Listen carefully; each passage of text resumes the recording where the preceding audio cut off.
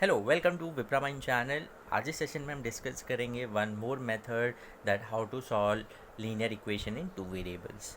Already हमने तीन method discuss किए हुए हैं, that is a graphical method, elimination method that is by making the coefficient same, and the substitution method.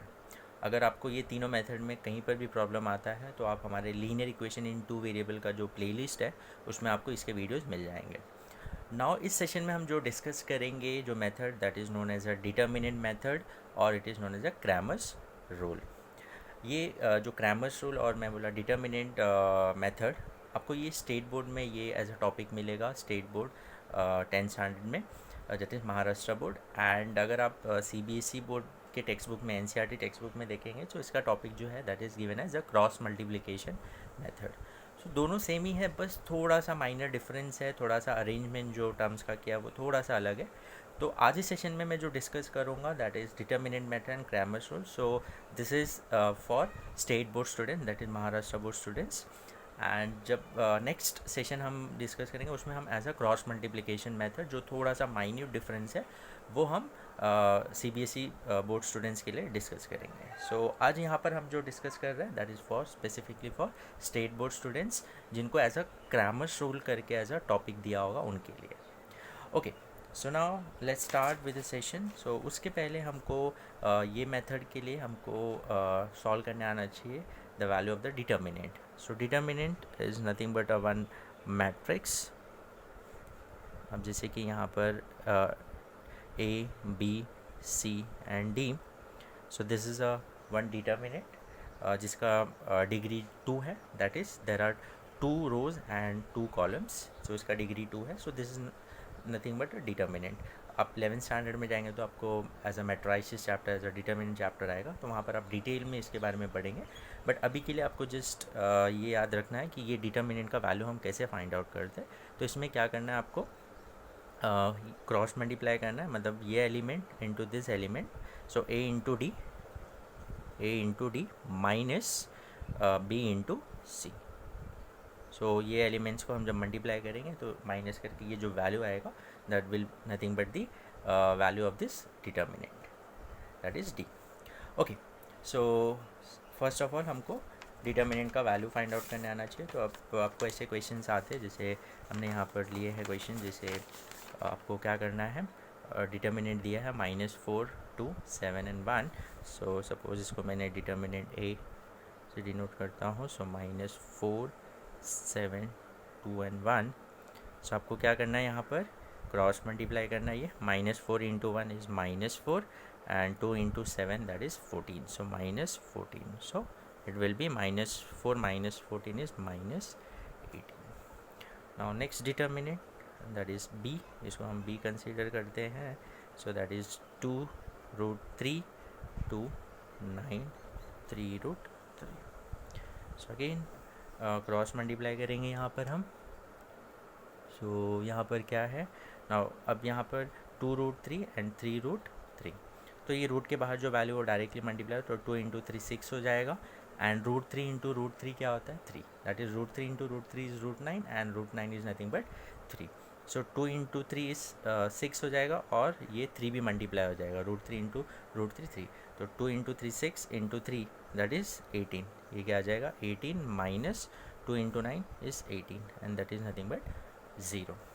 Then next C is 7/3, 3/2 and 5/3 and 1/2। Okay, so यहाँ पर सारे element जो है वो फ्रैक्शन फॉर्म में।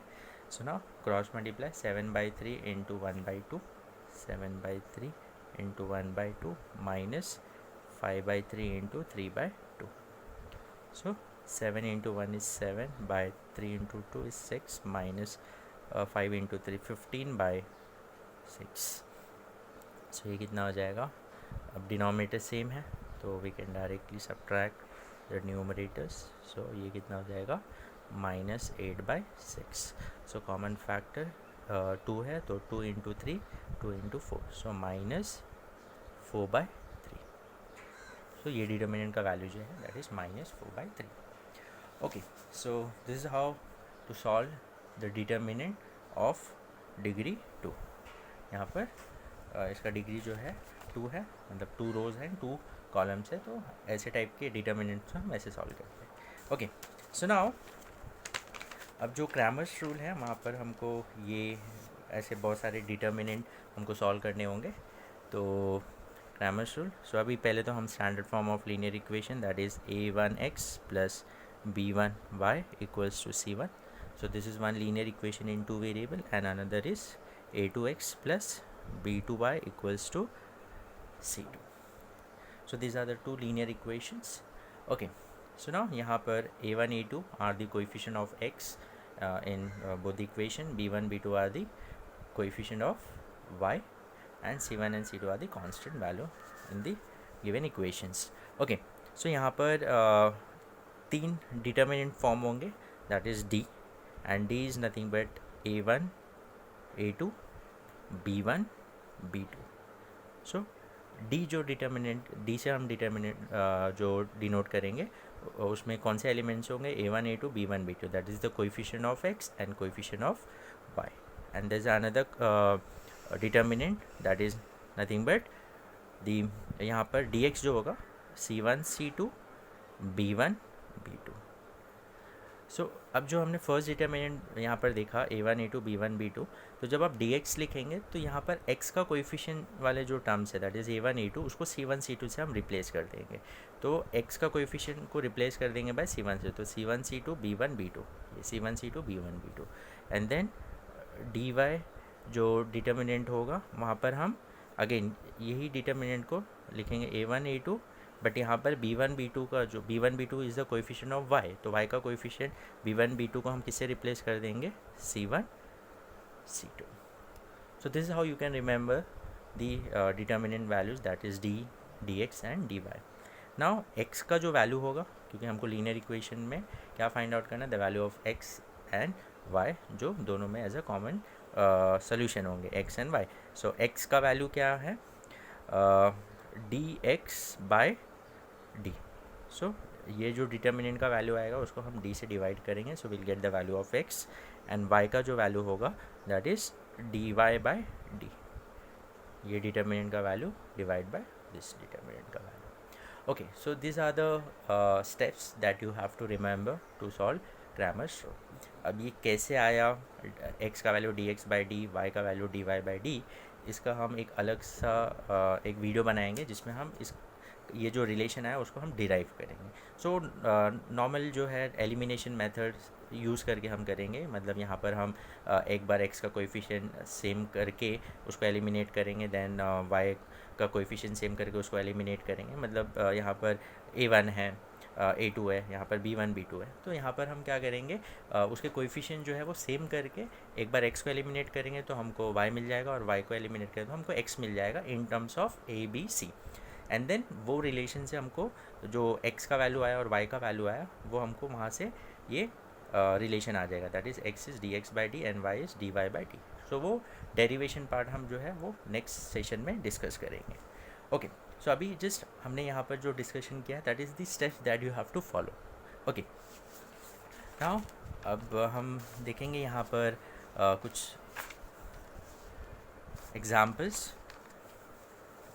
सो अब जैसे यहाँ पर द फर्स्ट एग्जाम्पल यहाँ पर क्या दिया है, 5x plus 5x plus 3y equals to -11 and 2x plus 4y equals to -10. Okay, now this is the equation 1 and this is equation 2. अब ये स्टैंडर्ड फॉर्म में ही है, मतलब जो फॉर्मेट में हमको लिखना था that is a1x plus b1y equals to c1, a2x plus b2y equals to c2. ये फॉर्मेट में है तो हमको यहाँ पर कुछ रीअरेंज नहीं करना है. Now we have to just take the value of a1 a2 b1 b2 c1 c2 values हम लिख देते पहले. a1 इज़ 5, b1 क्या है 3 एंड c1 क्या है -11, a2 क्या है यहाँ पर 2, b2 क्या है 4 एंड c2 क्या है -10. ओके, अब यहाँ अगर आप देखेंगे सेकेंड इक्वेशन जो है, सेकेंड इक्वेशन को हम मॉडिफाई कर सकते हैं यहाँ पर, क्योंकि यहाँ पर अगर आप देखेंगे तो 2 एज अ कॉमन फैक्टर है, इधर भी 2 है 2 इंटू 2 एंड 2 इंटू 5। तो ये इक्वेशन को हम 2 से डिवाइड कर देंगे, तो ये हो जाएगा x plus 2y equals to -5। तो अगर आप डिवाइड बाय 2 करके उसके बाद कोएफिशिएंट लेंगे तो भी चलेगा, अगर आप डायरेक्टली ऐसा भी लेंगे तो भी कोई प्रॉब्लम नहीं है, answer will remain the same. So उसमें कुछ डिफरेंस नहीं आएगा, तो यहाँ पर चलेगा। छोटे वैल्यूज़ है तो कोई प्रॉब्लम नहीं है, अगर बहुत बड़े वैल्यूज़ होते हैं और कुछ कॉमन फैक्टर है तो बेटर आप वो कॉमन फैक्टर डिवाइड कर दीजिए, तो वैल्यू जो होंगे वो छोटे हो जाएंगे, तो आपको क्रॉस मल्टीप्लिकेशन ये सब करने में थोड़ा ईजी हो जाएगा। बट यहाँ छोटे वैल्यूज़ है तो नहीं भी किए तो भी चलेगा। ओके, सो नाउ अब हम डिटर्मिनेंट जो हमने देखा दैट इज़ डी। डी क्या था? a1 a2 b1 b2। सो यहाँ पर a1 a2, so this is 5 2 3 4। So now ये डिटर्मिनेंट का वैल्यू फाइंड आउट, तो 5 into 4 is 20, 2 into 3 is 6, so -6, so 20 - 6 that is 4। So D का वैल्यू क्या आ गया हमको? 14। Now will find out the determinant dx। So dx क्या होता है? c1 c2 b1 b2। so what is c1 here is -11, c2 is -10, b1 3 and b2 is 4। so अब यहाँ क्या हो जाएगा? Cross multiply, so -11 into 4 is -44 minus 10 into -10 is -30। सो ये formula में जो हमने देखा जो स्टेप्स है उसमें ये माइनस साइन आता है, उसके बाद 3 इंटू -10 इज़ -30। अब यहाँ पर माइनस इंटू माइनस क्या हो जाएगा? प्लस, सो -44 माइनस इंटू माइनस प्लस हो जाएगा। सो ये कितना आ जाएगा? -14 आ जाएगा। कितना आ जाएगा? -14, that is dx। Now will find out the dy determinant. So dy क्या होता है? a1 a2 c1 c2। okay, so now a1 a2, what is a1? 5 2 c1 c2 -11 and -10। okay, so now 5 into that is -50 हो जाएगा, minus 2 into -11 is -22। सो ये कितना हो जाएगा?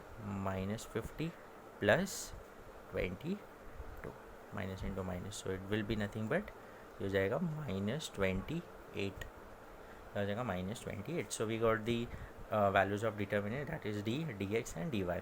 सो what is the value of x? हमको x फाइंड आउट करना है, तो x is dx by d। So dx by d is dx is -14 by d is 14, so 1 -1, so -1 by 1 that is nothing but -1। and what is the value of y? Y is dy by d, so dy is -28 by 14, so 1 -2, so it will be -2 by 1, that is -2। so the value of x and y are -1 and -2। Okay, so अगर आप यही same question अगर आप substitution method से करेंगे या elimination method से करेंगे या ग्राफिकल मेथड से करेंगे तो answer will remain the same, that is -1 and -2। So this is the Cramer's rule. Okay, so will see few more examples. अब जैसे यहाँ पर दिया है 4x plus 3y, 4x plus 3y -4 equals to 0। Okay, so first of all ये format में हमको नहीं लिखना है। हमारा कौन सा फॉर्मेट है? That a1x plus b1y equals to c1। तो ये कांस्टेंट हम RHS में हमको रखना है, तो पहले हम वो उसको स्टैंडर्ड फॉर्म में, सो 4x plus 3y equals to -4 को यहाँ ट्रांसफर तो +4 हो जाएगा। सो ये हो गया इक्वेशन 1। उसके बाद ये क्या हो जाएगा? सेम यहाँ पर 6x, अगेन ये फॉर्मेट जो है फॉर्मेट में नहीं है प्रॉपर, जो हमारा that is a2x plus b2y equals to c2 होगा। तो यहाँ पर x टर्म है, y टर्म को यहाँ ट्रांसपोज करेंगे तो -5 है तो +5y हो जाएगा इक्वल्स टू 8। सो ये हो गया इक्वेशन 2। ओके, सो नाउ अब यहाँ पर हम क्या करेंगे? Again will find out the a1 a2 b1 b2 c1 c2। मैं यहाँ पर डायरेक्टली लिख रहा हूँ, मैं अभी वो स्टेप्स नहीं लिख रहा हूँ, जिसे अवॉइड कर रहा हूँ, अब बाद में डिटेल में लिख लेना। सो डी जो होता है that is a1 a2 b1 b2। तो a1 a2 that is 4 6 and B1 B2 3 5। आपको साइन कंसीडर करके लेना, तो बट यहाँ प्लस है तो कुछ प्रॉब्लम नहीं है। तो now 4 into 5 20 minus 6 into 3 is 18, that is 2 हो जाएगा। डी का वैल्यू 2 आ गया। Now will find out the D x. So D x क्या होता है, C1 C2, तो C1 C2 that is 4 8 B1 B2 that is 3 5। So 4 into 5 is 20 minus 8 into 3 that is 24. So that is minus 4 आ जाएगा, ये आ जाएगा minus 4.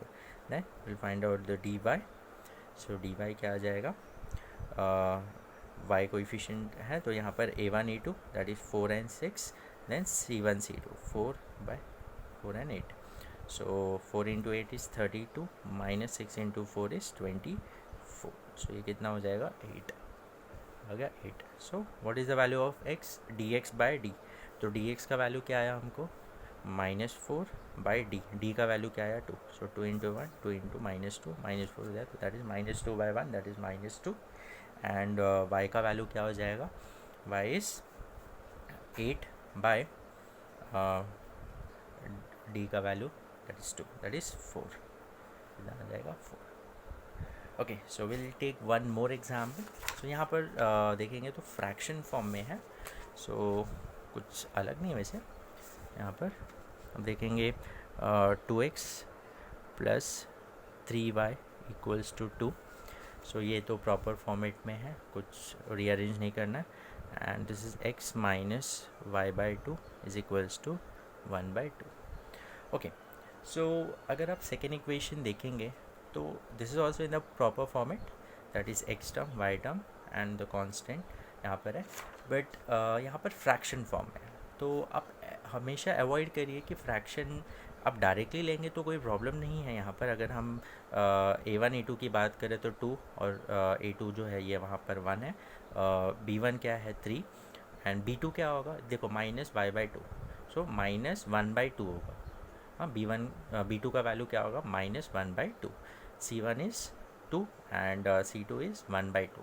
सो यहाँ पर b2 और c2 का जो वैल्यू आ रहा है वो फ्रैक्शन में आ रहा है। तो आप कभी भी जो फ्रैक्शन में आता है तो उसको अवॉइड करिए, क्योंकि वहाँ पर आपको क्रॉस मल्टीप्लिकेशन वहाँ पर कहीं ना कहीं बच्चे मिस्टेक कर देते हैं। तो इट्स बेटर कि हम वो फ्रैक्शन फॉर्म को नॉर्मल फॉर्म में लेके आ जाए। तो अगर आप देखेंगे, अगर मैं ये इक्वेशन को 2 से मल्टीप्लाई कर दूँ, किससे मल्टीप्लाई कर दूँ, 2 से मल्टीप्लाई कर दूँ तो क्या हो जाएगा, या आप चाहिए तो क्रॉस मल्टीप्लाई, जो आपको जो भी सूटेबल लगता है जो भी है, जैसे 2 into x 2x 1 into y y upon whole divide by 1 into 2, then 2 को यहाँ transpose, that means the same thing. तो हम क्या कर रहे हैं यहाँ पर, या तो आप multiplying the whole equation by 2, ताकि ये 2 कैंसिल होके हमको फ्रैक्शन जो है वो निकल जाएगा। तो यहाँ पर क्या हो जाएगा, 2 इंटू एक्स 2x हो जाएगा माइनस वाई बाई 2 इंटू 2 करेंगे, वाई बाई 2 इंटू 2, तो ये 2 cancel and 1 by 2 into 2, so 2 get cancel, ये कैंसिल हो गया। सो ये क्या हो जाएगा, 2x minus y is equals to 1। तो ये इक्वेशन और ये equation are nothing but the same, कोई डिफरेंस नहीं है। ओनली थिंग यहाँ पर ये फ्रैक्शन फॉर्म में कुछ टर्म्स थे तो हमने यहाँ पर उसको उसके डिनोमिनेटर 1 बना दिए सब। तो यहाँ पर अभी हमारे लिए कैलकुलेशन जो होगा वो थोड़ा सा ईजी हो जाएगा। अंडरस्टूड? सो ये इक्वेशन 1 है, दिस इक्वेशन। तो हमेशा फ्रैक्शन को आप अवॉइड ही करिए, क्योंकि फ्रैक्शन में काफ़ी टाइम मिस्टेक्स हो जाता है। सो इट्स बेटर उसको हम क्रॉस मल्टीप्लाई करके या multiplying through out by the particular value से हम उसको उसके जो फ्रैक्शंस है वो नॉर्मल वे में ला सकते हैं। ओके, सो यहाँ पर अगर आप देखेंगे तो a1 का वैल्यू क्या है 2, b1 का वैल्यू क्या है 3, c1 का वैल्यू क्या है 2 एंड ये हमारा सेकेंड इक्वेशन है। तो a2 का वैल्यू क्या है 2, b2 का वैल्यू क्या है -1। सो इसका मतलब यहाँ पर कोएफिशिएंट क्या है -1, सो 1 -1, और c2 का वैल्यू क्या है 1, c2 is 1। Okay, so now यहाँ पर हम d कैलकुलेट करेंगे। तो d क्या होता है, a1 a2 b1 b2 -1। सो ये कितना हो जाएगा, दिस इज़ -2 -6 हो जाएगा, सो -8 आ गया ये। देन dx, सो यहाँ पर c1 c2 हो जाएगा 2 1 b1 b2 3 minus 1, so ये कितना होगा -2, 1 into 3 -3, so it is -5, क्या गया -5, and dy is 2 that is a1 a2 c1 c2, so 2 1, तो क्या हो जाएगा 2 minus 2 into 2 that is 4, so ये कितना हो जाएगा -2, क्या आ गया -2. ओके, सो नाउ यहाँ पर अभी x is dx by d, so dx by dx क्या है -5 बाय ये क्या आ गया -8, दैट इज़ 5/8. x का वैल्यू क्या आएगा 5/8 एंड y का वैल्यू क्या आ जाएगा dy by d. So what is dy -2 by d is -8, 0 minus minus 8 cancel, 2/8 that is 1/4 हो जाएगा. So the value of x and y is 5/8 and 1/4. Okay, hope you have understood what is the Cramer's rule or determinant method. So अगर आपको कुछ भी यहाँ पर confusion है, कोई भी स्टेप में कन्फ्यूजन है, तो आप कमेंट सेक्शन में बता सकते हैं हमको. So will clear out your doubts. So इसका जो डेरिवेशन पार्ट है कि x is dx by d और y is equals to dy by d, वो हम अलग एक सेशन कंडक्ट करेंगे जिसमें हम वो पूरा आपको डेरिवेशन करके दिखाएंगे कि ये रिलेशन कैसे आया. सो अभी के लिए आपको जस्ट ये फॉर्मूलाज आपको पता होना चाहिए एंड डिटर्मिनेंट कैसे सॉल्व करना है. Hope you understood. Will meet in the next session. Thank you.